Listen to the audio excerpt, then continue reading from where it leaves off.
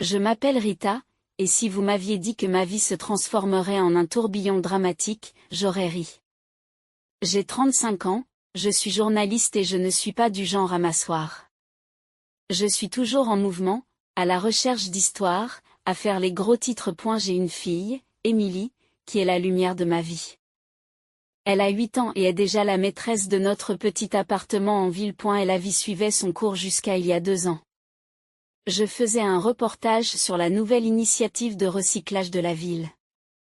Ça a l'air ennuyeux, non? Mais j'ai rencontré David. Il était le bras droit du maire, et laissez-moi vous dire qu'il avait un certain AIR. Il était intelligent, rapide et savait tenir une conversation. De 12 ans mon aîné, mais qui compte? Nous nous sommes tout de suite bien entendus. Cela a commencé par des discussions informelles après les entretiens. Vous faites du bon travail, me disait-il. Cette ville a besoin de plus de journalistes comme vous. De la flatterie? Peut-être, mais ça a marché. David et moi, nous n'avons pas perdu de temps. Nous nous sommes mariés 1 an après notre rencontre. Il a aussi une fille, Sarah. Elle a 20 ans, elle est à l'université dans une autre ville. On ne peut pas dire qu'on soit proche.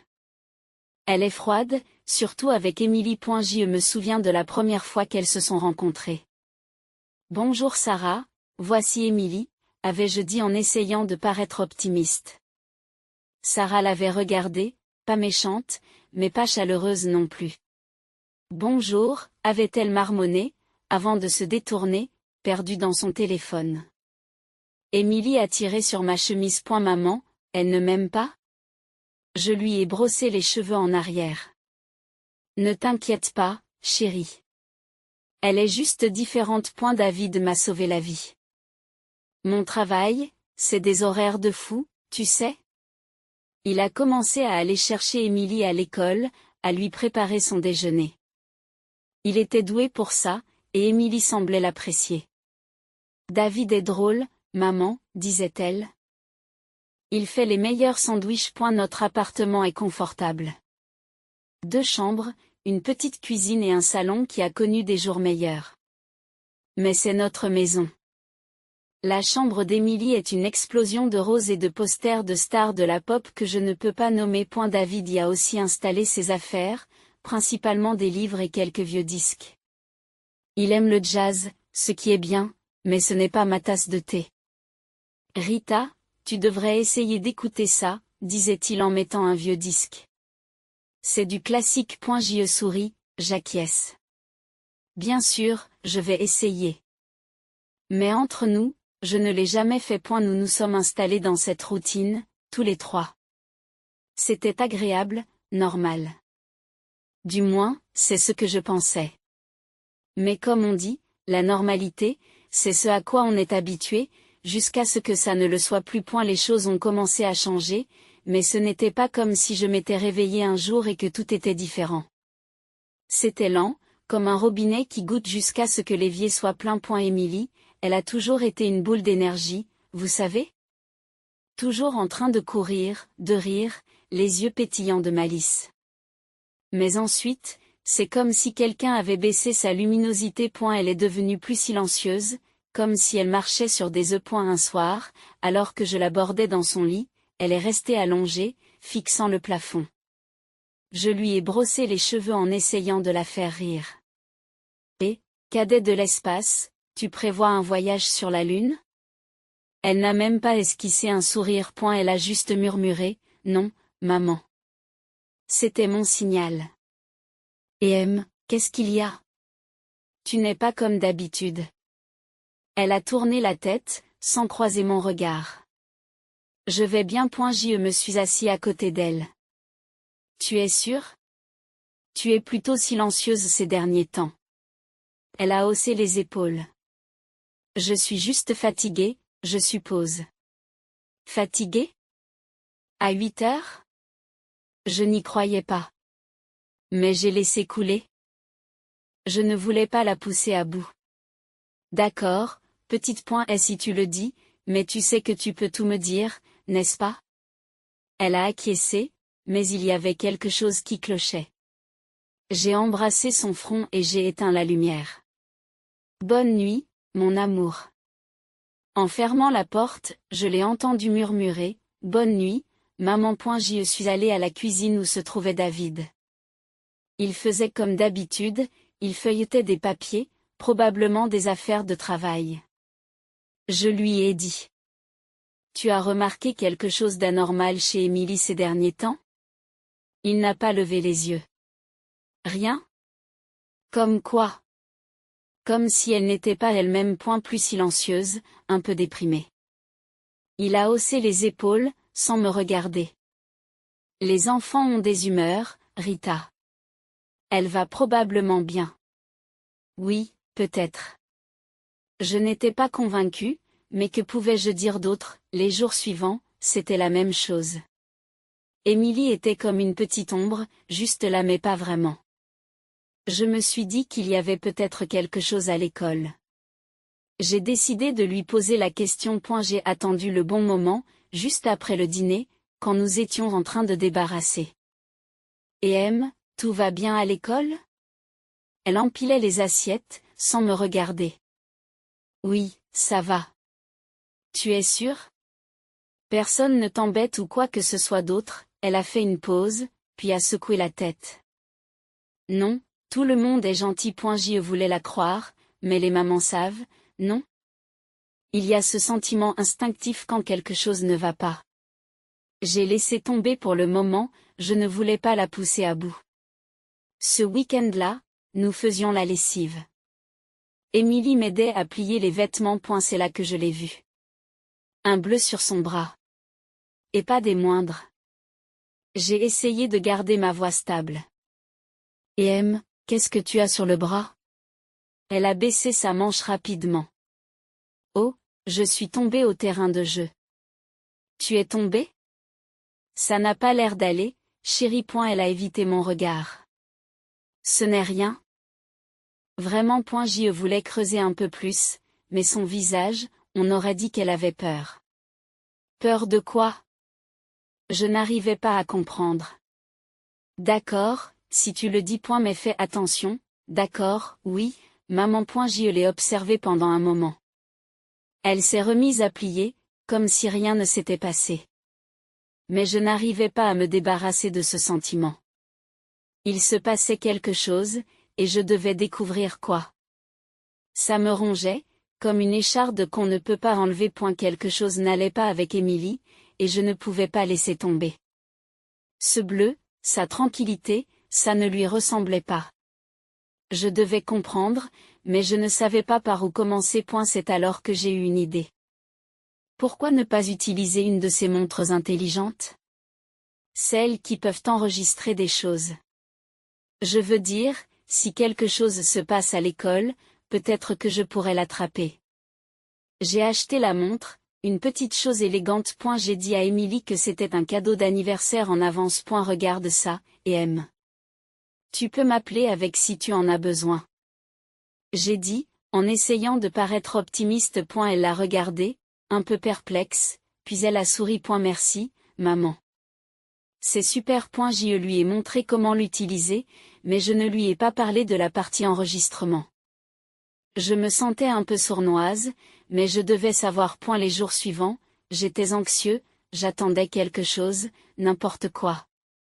Enfin, lorsqu'elle s'est couchée, j'ai pris la montre pour vérifier les enregistrements. Mon cœur battait la chamade lorsque j'ai commencé à écouter. Au début, il ne s'agissait que d'histoires d'enfants. Elle parlait à ses amis, les professeurs en arrière-plan, les bruits normaux de l'école. Puis, j'ai entendu quelque chose qui m'a glacé le sang. C'était la voix de David, mais pas le David que je connaissais. Il était en colère, vraiment en colère. Tu crois que tu peux faire n'importe quoi, hein? Tu es vraiment une idiote? Émilie. Je n'arrivais pas à y croire. Ce n'était pas le David qui faisait des sandwichs et plaisantait. Mes mains tremblaient pendant que j'écoutais. Il y a eu un bruit, comme une gifle, puis Émilie a pleuré. S'il te plaît, arrête. Je ne recommencerai pas. Je me sentais mal, mon David, frappant ma petite fille. Je devais arrêter l'enregistrement. Mon esprit s'emballait. Ce n'est pas possible. Mais c'était le cas, juste là, dans l'enregistrement. Je n'ai pas dormi cette nuit-là. Je suis restée assise là, à réfléchir, à essayer de donner un sens à tout cela. Le matin, j'ai vu Émilie partir à l'école, faisant comme si tout était normal. Mais dès qu'elle est partie, je me suis fait porter pâle au travail. Il fallait que je trouve une solution. David est rentré à la maison ce soir-là, tout sourire, comme d'habitude. Comment s'est passée ta journée? Me demande-t-il en accrochant son manteau. J'y bouillais intérieurement, mais j'ai gardé mon sang-froid. Oh, tu sais, comme d'habitude. Émilie a un projet pour l'école. Elle est très excitée. Et elle a hoché la tête. C'est une bonne chose. Les enfants ont besoin d'être occupés. J'y voulais lui crier dessus, lui demander pourquoi il avait fait ça. Mais je ne pouvais pas encore.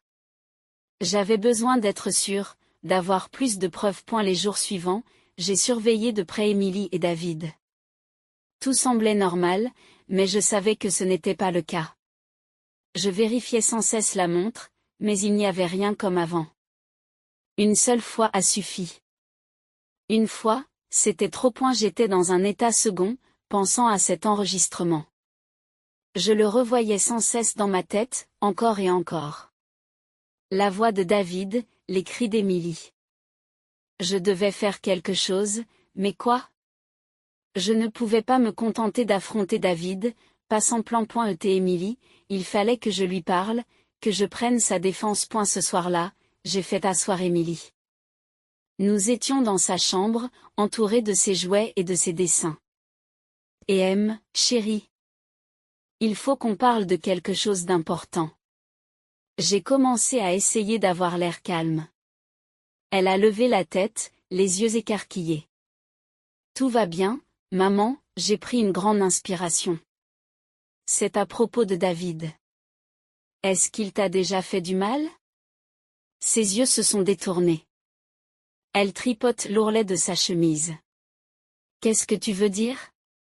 Émilie, j'ai besoin que tu sois honnête avec moi. David t'a-t-il déjà frappé?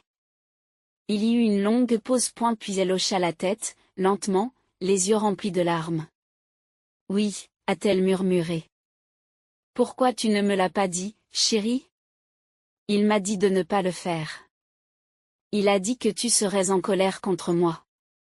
Elle pleurait maintenant. Je l'ai prise dans mes bras. Oh, je suis tellement désolée. Ce n'est pas ta faute, d'accord? Tu n'as rien fait de mal. Nous sommes restés là un moment, à nous serrer l'une contre l'autre. Mon esprit s'emballait. Je devais la protéger, l'éloigner de David. Le lendemain, j'ai élaboré un plan. J'ai rassemblé plus de preuves, quelque chose de solide. Ensuite, j'irai voir la police. Mais d'abord, je devais mettre Émilie en sécurité. J'ai appelé ma mère. Maman, j'ai besoin d'une faveur. Émilie peut-elle rester avec toi quelques jours? J'ai un gros projet au travail. Bien sûr, ma chère, tout va bien? Oui, juste occupée. Merci, maman. C'est un problème résolu. Mais maintenant, la partie la plus difficile. Rassembler des preuves contre David. Je ne savais pas comment faire, mais je devais essayer. J'ai commencé par parler à Sarah, la fille de David. Peut-être qu'elle savait quelque chose, qu'elle pouvait aider d'une manière ou d'une autre. Je l'ai appelée, le cœur battant. Sarah, c'est Rita. Il faut qu'on parle. C'est à propos de ton père. Il y a eu un silence au bout du fil. Alors, qu'est-ce qu'il y a avec lui? Je pense qu'il a fait du mal à Émilie. J'ai un enregistrement, mais j'ai besoin de plus. Est-ce qu'il t'a déjà fait du mal? Un autre long silence. Puis, un oui silencieux. C'était comme si une porte d'inondation s'ouvrait. Sarah m'a tout raconté. Comment David l'avait maltraité, comment elle avait peur de lui. Je n'arrivais pas à croire que je ne l'avais pas vu avant.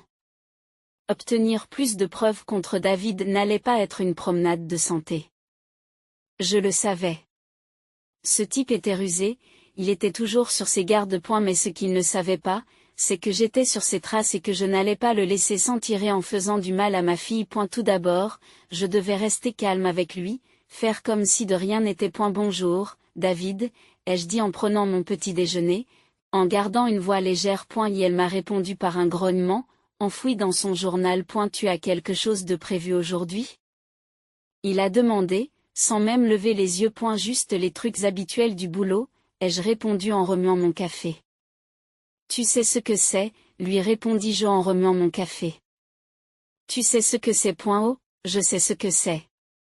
Les réunions et les rencontres, c'était le jeu de David. Mais mon jeu ne faisait que commencer. J'ai déposé Émilie chez ma mère. Tu seras très bien ici, ma chérie, lui ai-je dit en essayant d'avoir l'air joyeux. Grand-mère a un nouveau puzzle pour toi. Émilie a souri, un peu. J'aime les puzzles, dit-elle en me serrant fort dans ses bras. Moi aussi, ma chérie.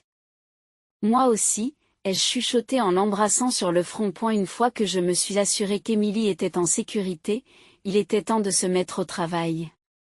J'ai appelé Sarah, nous devons nous rencontrer. Il est temps d'élaborer un plan. Elle a accepté de me rencontrer dans un café du centre-ville.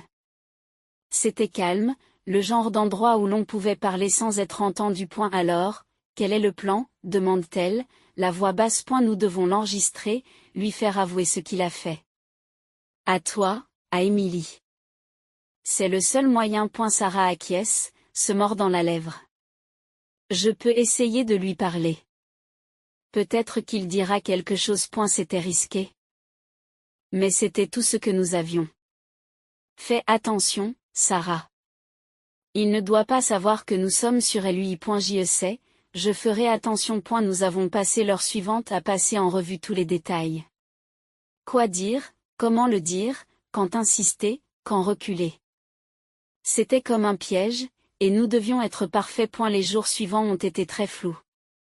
J'ai gardé mes distances avec David, j'ai trouvé des excuses pour rester tard au travail, tout pour éviter d'être seule avec lui. Sarah a joué son rôle. Elle a appelé David, a inventé une histoire pour lui dire qu'elle avait besoin de lui parler. Papa, j'ai repensé à mon enfance, dit-elle au téléphone. Je pouvais entendre sa voix, tendue mais stable. Il y a des choses dont nous n'avons jamais vraiment parlé. David a mordu à l'hameçon. On peut parler, bien sûr, venir dîner. C'est tout. Sarah entrait, câblée pour tout enregistrer.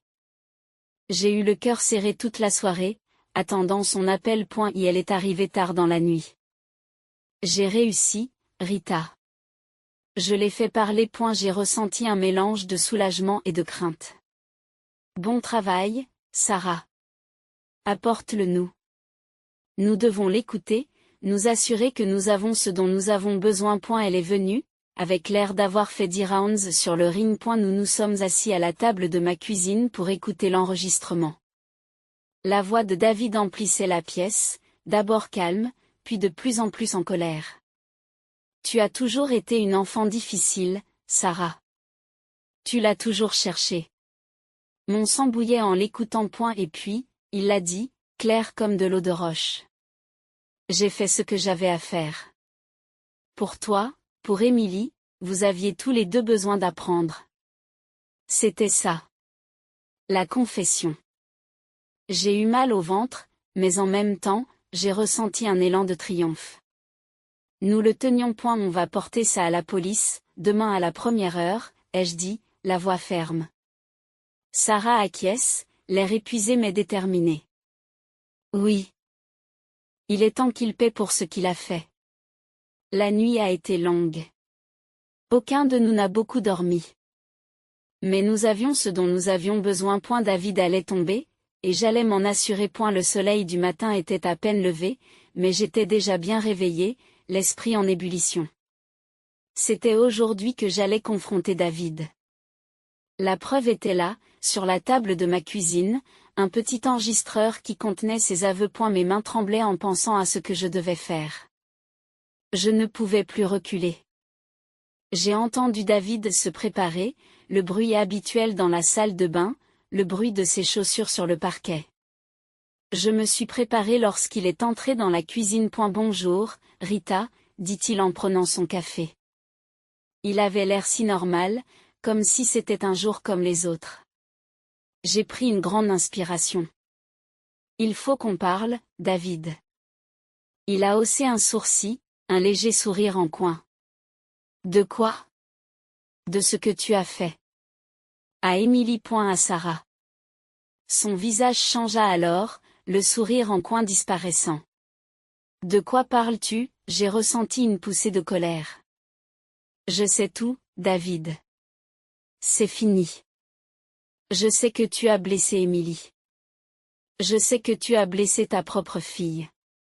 Il a ri, d'un son froid et dur. Tu crois que ça va tenir? Tu crois que quelqu'un te croira plutôt que moi? Je me suis levée, les mains serrées en poing. Ils le feront quand ils entendront ça. J'ai appuyé sur la touche play de l'enregistreur, et sa voix a envahi la pièce, avouant ce qu'il avait fait. Le visage de David est devenu pâle. Il a tendu la main vers l'enregistreur, mais je l'ai repoussé. Non, tu ne peux pas te cacher. Tu n'as plus le droit de te cacher. Il s'est levé, sa chaise a raclé le sol. Tu vas tout gâcher, ma carrière, ma vie. C'est ce que tu as fait toi-même en blessant ces filles. C'est fini, David. Il avait l'air désespéré, acculé. Vous ne pouvez rien prouver. C'est ta parole contre la mienne. Je secoue la tête, un rire amer s'échappe de mes lèvres. Non. C'est ta parole contre la tienne. Tu as avoué, David. Tout est là. Il est resté silencieux, me regardant fixement, le visage défait. Je vais à la police, dis-je, la voix ferme, et j'emporte ceci avec moi. Tu vas payer pour ce que tu as fait. Il n'a rien dit et je suis passé devant lui pour sortir de la cuisine. Je ne me suis pas retourné. Je n'en avais pas besoin. J'avais tout ce dont j'avais besoin. En entrant dans le commissariat, mon cœur battait à tout rompre dans ma poitrine. Je n'aurais jamais cru me retrouver un jour dans une telle situation, mais j'étais là, sur le point de livrer l'homme que j'avais cru aimer. L'agent à la réception a levé les yeux lorsque je me suis approché. Puis-je vous aider, madame? J'ai pris une grande inspiration. Oui, je dois signaler un cas de violence domestique. J'ai des preuves. Ma voix tremblait, mais je tenais fermement l'enregistreur dans ma main, comme une bouée de sauvetage. Et elle m'a regardé, son expression est devenue sérieuse. Très bien, allons dans une salle d'interrogatoire et vous pourrez tout me dire. Les heures qui ont suivi ont été une succession de questions et de déclarations. Je leur ai fait écouter l'enregistrement, j'ai vu leur visage changer au fur et à mesure que la voix de David remplissait la pièce. C'était surréaliste, j'avais l'impression de voir la vie de quelqu'un d'autre s'effondrer. Lorsque j'ai finalement quitté le poste de police, je me sentais vide et épuisé, mais j'éprouvais aussi un sentiment de soulagement. La vérité avait éclaté et il n'y avait pas de retour en arrière possible. J'ai appelé Sarah. C'est fait. Je leur ai donné l'enregistrement. Il y a eu une pause, puis la voix de Sarah, ferme mais émouvante. Merci, Rita, pour tout. Nous sommes dans le même bateau. Ai-je dit en essayant de paraître plus confiante que je ne l'étais. Les semaines suivantes ont été un véritable tourbillon. David a été arrêté et l'affaire a fait la une des journaux. Les gros titres parlaient de l'assistant du maire et des allégations choquantes qui pesaient sur lui. Mon monde était bouleversé, mais je savais que j'avais fait ce qu'il fallait. Et la bataille juridique a été rude. David avait d'un bon avocat, le genre qui sait comment déformer les mots et jouer sur les détails techniques. Mais la vérité était de notre côté. Sarah a témoigné, sa voix se brisant au fur et à mesure qu'elle racontait à la cour les abus de son père. Je pouvais voir les visages des jurés, l'horreur et la sympathie qu'ils éprouvaient en écoutant son histoire. Puis ce fut mon tour. Madame Stevens, pouvez-vous parler à la cour de l'enregistrement que vous avez réalisé, demande le procureur. J'ai acquiescé, en prenant une grande inspiration. J'ai enregistré Monsieur Johnson avouant avoir abusé de ma fille et de sa propre fille. Je voulais protéger mon enfant et faire éclater la vérité. L'avocat de David a tenté de m'ébranler, remettant en cause mes motivations, suggérant que je cherchais à me venger. Mais j'ai tenu bon. Il ne s'agit pas de vengeance. Il s'agit de protéger ma fille et d'obtenir justice pour ce qu'il a fait. Le procès a semblé s'éterniser, mais le jour du verdict est enfin arrivé. J'étais assise dans la salle d'audience, les mains serrées sur mes genoux, attendant que le jury se prononce. Nous déclarons l'accusé, David Johnson, coupable de maltraitance d'enfants, a déclaré le président du jury, et c'est comme si un poids m'avait été enlevé des épaules. David a été condamné à une peine de prison et à un dédommagement financier colossal. Les mots du juge étaient durs, condamnant ses actes et la douleur qu'il avait causée. Alors qu'il était emmené, j'ai ressenti un mélange d'émotions. Soulagement, tristesse, colère. Mais surtout, j'ai eu le sentiment de tourner la page. L'après-coup a été difficile. J'ai dû reconstruire ma vie, aider Émilie à guérir du traumatisme qu'elle avait subi.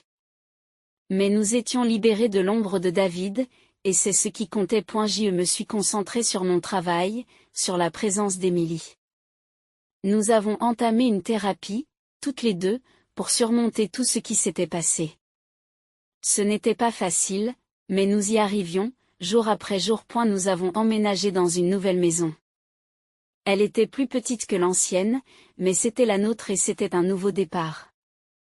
Le premier jour, Émilie a couru dans toute la maison, explorant chaque recoin. Je peux choisir ma chambre, demanda-t-elle, les yeux écarquillés par l'excitation. Bien sûr, petite, celle que tu veux, ai-je répondu en la regardant courir d'une pièce à l'autre.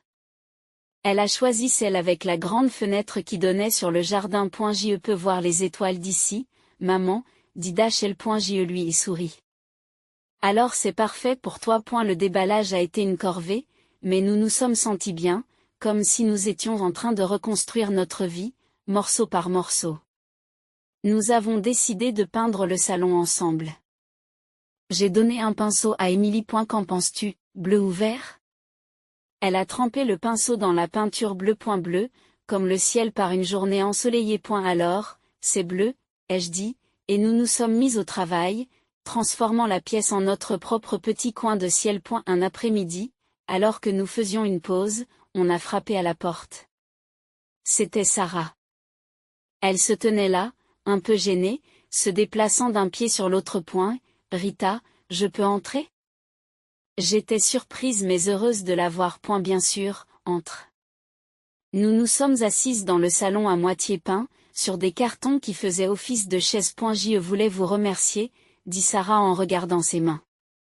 Pour tout ce que tu as fait, pour moi. Pour Émilie.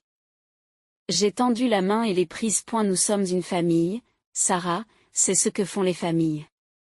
Elle a souri, un petit sourire hésitant. J'ai apporté quelque chose pour Émilie.